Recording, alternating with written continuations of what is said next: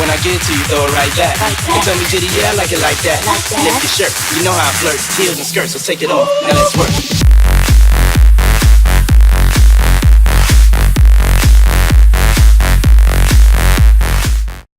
Yo, what's up? Peep'n ToM here. Today what I want to talk to you guys about is how to make your track sound fucking dope in the club. Because I remember when I was starting out, I could get a track finished, and honestly, if you turn it up in the headphones or like anywhere, it would sound good. Because when you're like perceiving things like through sound waves, it's hard to like judge what's good and what's bad. Like you really have to sit and focus on like different types of sounds and all the sounds that's coming at you.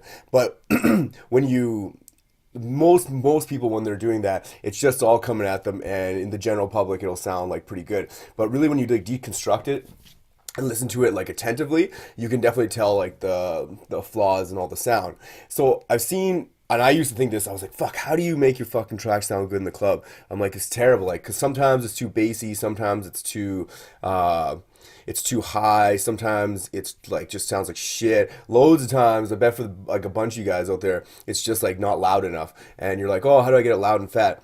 So I'm going to show you how I do it and the process that I go through to like check to see what to get my fucking shit together on the like with songs. So I just finished this song. It should be out pretty soon, just waiting for a master to get back on it, but it's like a Biggie song, and I'll show you right now.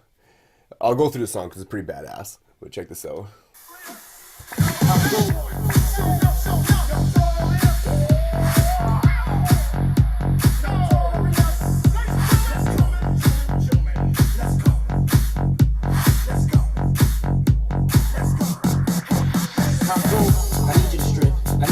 Your little ass and hips. I need you to grind like you're working for tips, and give me what I need while we listen to Prince. Cause miss, you ain't seen the world yet. Rock the pearl yet. Rock them pearl sets. Fluent a project. My style make a little profile girl smile. Blow a chick back like a blow through a track. And now you and me can drink some Hennessy. Then we get it on. Mad women wanting the bone Sean Combs. Sipping on Patron. Speed up, you leaning. Got fiends. And when I get to you, throw it right back. And tell me, did he, yeah, I like it like that. Lift your shirt. You know how I flirt. Heels and skirts, so take it off. Now let's work.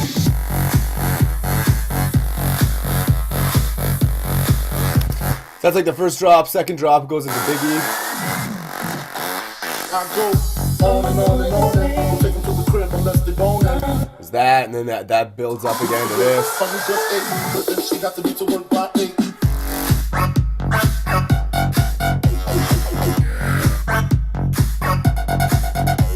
It's like complextral bounce, just sweet.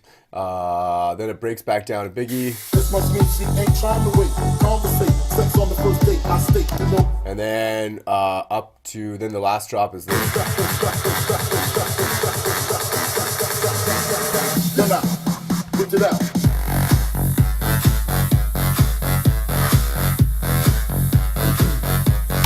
Now, we made this song in 2 days.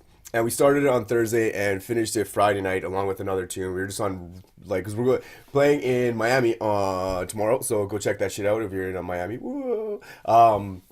Yeah, so we made this track. We wanted to have it ready, but we wanted to play it. We usually play at this badass after hours club at like 4:30 in the morning on Friday nights. And we wanted to have it ready just to play out. And we played it, and it was this huge pack joint shit, and like it's fucking badass. And the song went off, and there was, after playing it once, like in the main clubs, I had to do some adjustments because there's a little bit too much bass, and I had to turn the vocals up. But that's with every track, you got to go and test it out and shit. But the process that I use for getting songs to start good or to sound good in the club is usually, like, if you guys download my template and if you use it, it's I drop all my fucking, like, all my, like, buses, they're dropped down by 5.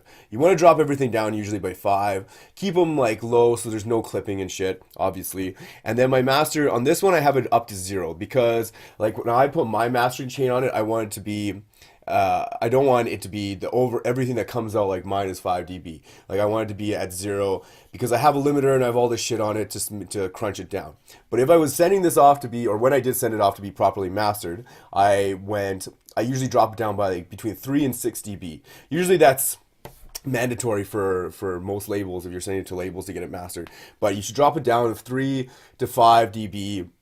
So there's lots of headroom for the mastering guy to do his shit, because there's maybe some frequencies that need to be boosted and he needs some space. So just go -3 to -6 dB. That's just a rule of thumb. But when you're doing your own masters, and I know a lot of you guys, when you're fucking doing it, because I do that shit too, is when you want to play on the club, is get it sounding loud. So what I usually do, so this track, it was clipping, or its maximum, like I tabbed this, it was going over by -1.15 decibels. So I would go through here again and mix it down again, so that I can get properly, like the levels properly, so it's kind of all even. And then what I do, and I started doing this on random fucking tracks, is, where is it? This sweet little plugin, I mentioned it before.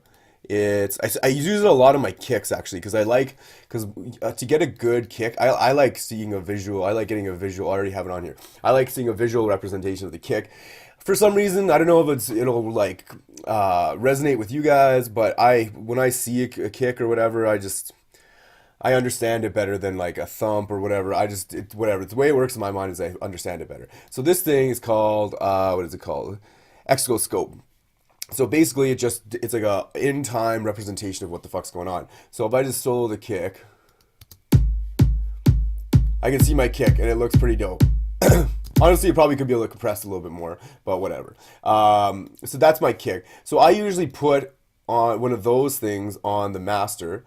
And if you download my template, I have like some specific settings that I just leave this on. So I have a compressor that I usually change to this view. So when everything comes through the master, I'm just gonna mute the whole thing, so you'll just see what's going on here. So when this comes through the master, you'll see over here, and the song's playing, but you'll see like what's going on here. So this, I'm very touchy with this one, the first one, because I don't want to like cut it down a lot, because I have this other compressor on here. So this is just a kind of a backup that I use that will kind of, I'll put the threshold down a bit just to level the shit out. Then I have an EQ on here where I cut off the super lows and the super highs. That shit, you just don't want that shit in the club. Like there's no point. It's just irrelevant. Like it'll make sound muddy down here and it'll hurt ears up here. You don't need that shit. I put a PSP vintage warmer on this too, like usually, and I just use mastering first aid. Everything else in PSP vintage warmer I find is just kind of crazy, and I've never really messed around with that much. But for some reason, mastering first aid, even Ryan NZ, when he first said it, I was like, oh, I use that one too. And we both like just agree that this is just a fucking, it's just a good setting. So I put that on everything. It kind of like, it definitely warms everything up, gives it like a fatter feel. Then I have a sausage flattener on there with the gain cranked down to -4, and then I just have these. I fucking use these settings every fucking time. It's like just my master. I don't really care about it. Like I'm just trying to get it sounding good in the club. So after looking through this, if I look at this, like you'll see everything's looking pretty sweet without anything. So it's already pretty loud. There's still a little bit of dynamic range in there. When it goes into the breakdown, there's still some dynamic range. Even here, still going the breakdown. This is like where the vocals come in. The kick drum's still going strong. You can see like a little bit of bass in there. This may sound confusing if you haven't been looking at fucking waveforms for like 2 years, but after a while, you just kind of understand. You can see like the dynamic range. So ideally what you want to do, and then like if you look at this, if I turn this compressor on and fucking jam this down like this, you can see that everything's just fucking getting flattened out like that at the tops of shit. So you don't want that. But I should turn this back off. So yeah, you don't want that shit. So you look at the track without any mastering thing on it. It's like low, and there's like sometimes the clap is higher than the kick and shit. It's just whatever. So this is my first step when I fucking do mastering. I put this chain on, then I always check it right before you bounce it down, turn this thing on, it's on my template, just the utility, put it down the wide, make sure your shit sounds tight in mono, because if it sounds tight in mono, you know you're getting better at producing, and you know it's gonna sound like good, because most clubs, or not all clubs, has like, some clubs don't have stereo, so you just gotta be aware of that. Then I have a limiter on here just so nothing clips, so just super double checking, and then usually all this shit it'll stay below the threshold here. So this is my first stage. I do this and I bounce it out. You then, a way to check this shit. So if I just fucking put a new track on here. So okay, I'll show you an example of a track so this is the same track, but when it comes out, this is what it looks like. And even like, it looks pretty good, but it's like, if you can see the waveforms, like here, there's lots of dynamic range, which is sweet, because I don't know how to fucking do actual mastering. Because actual mastering, like, for each band, so like bass, mids, and highs, you can compress each one of those specifically. You can add reverb to the sides just so it fills the space out. There's like a dynamic ranger. There's a whole bunch of shit. I've tried doing it, and honestly, like, after following like a bunch of tutorial videos, my shit didn't sound like it just sounded terrible. So my mastering's pretty good. I'm obviously not a pro, but this is what I do to fucking get my shit to play at the club. So that's an example of this track. This is this exact track mastered, or coming out here. So then I also have this one. This is an Americano one pre-master. So this is usually what it looks like before I send it off to the mastering guys. It's just loading here.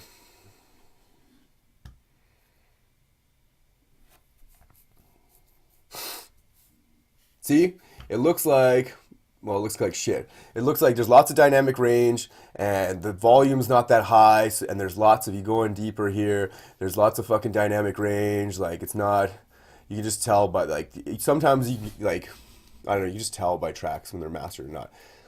Like, this part is higher than there. So when you send it to a mastering guy, they make all the levels nice, but they don't squash the sound too much, so you lose, like, the artifacts in it. So then an example of, bring a reference track. Where is this? So here's an example of, this is a deep house track, but here's an example of a mastered song. See, it looks similar to that one, the version of this that I bounced down. But you can tell, like, everything looks clean and nice and shit, and it just looks all crisp. Like, these fucking low hi-hats are like a good size. They're not too overspiked. They're not made big. They're not widened out. So that's where the different bands come into play when you're compressing shit. All the bass sounds good and everything sounds fucking solid. So this is the first step. So as soon as I bounce it out, I pop it back into the track, just in an audio track, just to get a look of like what it looks like, because I know what a good track looks like, and you can just practice by taking tracks. If you warp shit, you can put it into your audio files, and then you know what it's like, what it looks like. Let me see if I have an example. Like here. Oh yeah, I was gonna show you this. Where it is. So then the second thing that I always do to check shit out is I put it through. I check it in Serato. And lately, my shit in Serato has been looking tight as fuck. Because I used to, I think I might even have my first track here. Hold on. Peep. Yeah, man.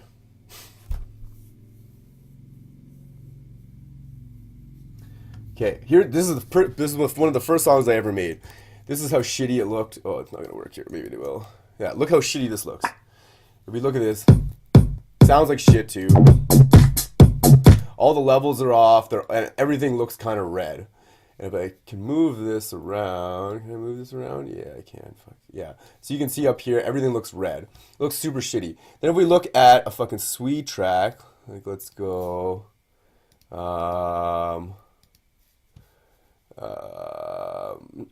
like Daft Punk, maybe this one. Yeah, so this one goes, you have like red as the bass, then there's like a breakdown shows the higher colors and more red as the bass. So that's showing like you're fucking, that you're getting a wide different range. You're not just using lots of bassy shit, and you're getting lots of shit done. Then if I go to a newer track that I made, where is this?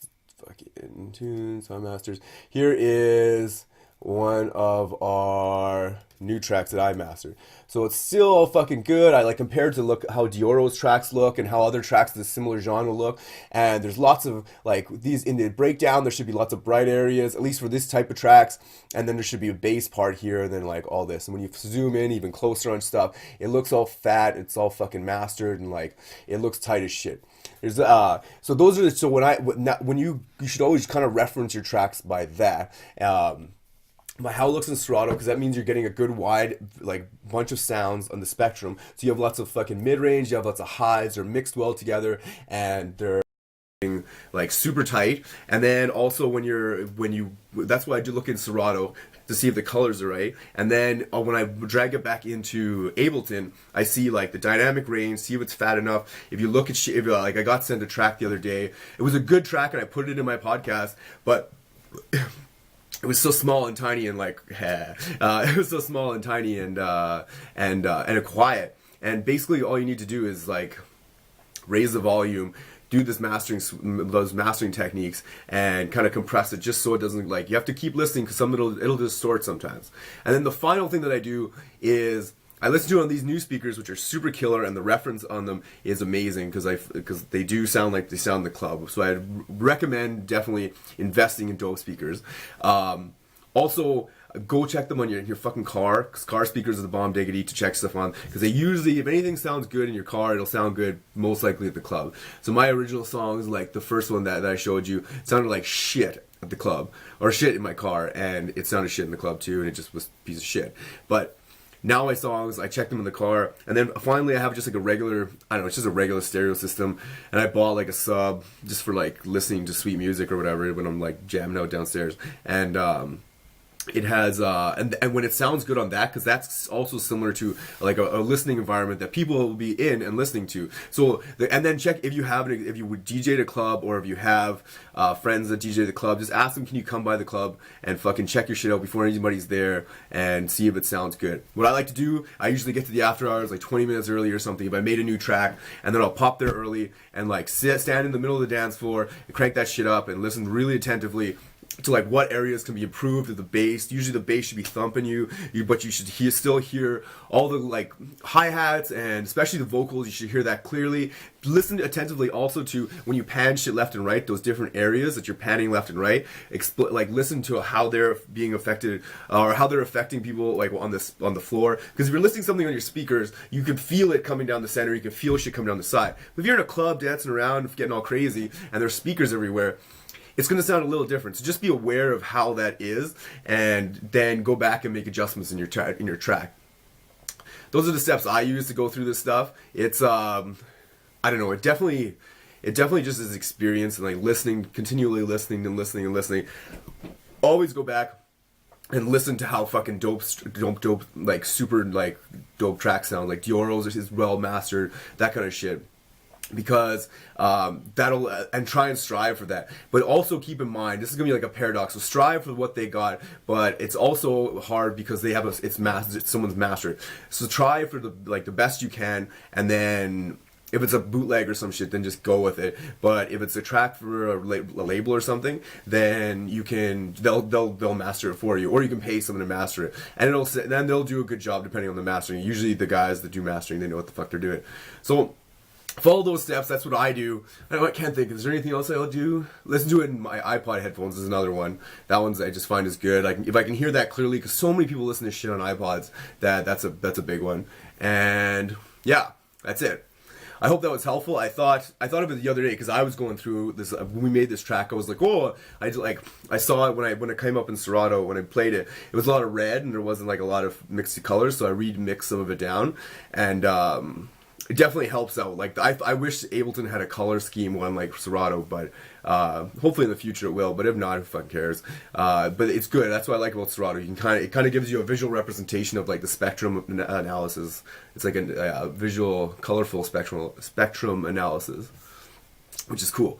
I'm gonna be in Miami tomorrow, so if you're in Miami, come hit me up. I'm gonna be playing at Space Nights Club, the place right across the road from Space Nightclub. Some shit, I can't remember the name of it, but holler at me if you're there. Message me on Facebook. I'm gonna be partying it up for a couple days.